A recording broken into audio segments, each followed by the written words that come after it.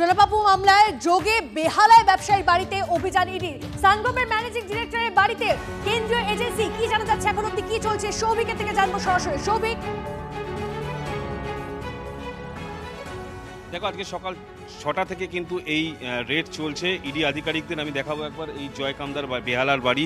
সান গ্রুপের managing director জ্যোতিষ রায় রোডে কিন্তু এই মুহূর্তে রেড চলছে। তুমি দেখতে পাচ্ছ ভিতরে পুরো সেন্ট্রাল ফোর্স ঘিরে রেখে দিয়েছে।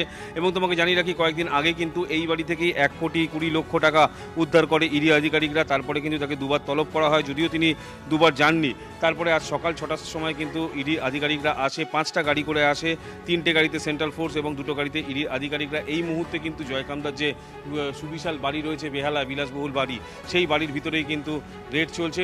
মূলত যে টাকা উদ্ধার হয়েছিল সেই টাকা ছাড়া আর কোনো টাকা তার কাছে রয়েছে কিনা, পাশাপাশি ওই টাকার উৎস কী এবং এই টাকা থেকে কার কার কাছে লভ্যাংশ গেছে, সেই সব বিষয়ে কিন্তু ইনভেস্টিগেশন চলছে। এবং যেমনটা সূত্র মারফত জানা যাচ্ছে, একদম সকাল 6টার সময় যখন এসেছিল প্রায় 40 মিনিট তাকে কিন্তু, অর্থাৎ ইডি আধিকারিকদের এই বাড়ির সামনে দাঁড়িয়ে থাকতে হয়। দরজা খোলা হচ্ছিল না, এমনকি পুরো বাড়ি ঘিরে ফেলেছিল সেন্ট্রাল ফোর্স। এবং তারপরে কিন্তু 40 মিনিট পরে সেই বাড়ির দরজা খোলা হয়। এবং তারপরে এই মুহূর্তে কিন্তু ইডি আধিকারিকরা তারা কিন্তু উপরে রয়েছে এবং তাকে জিজ্ঞাসাবাদ করা হচ্ছে।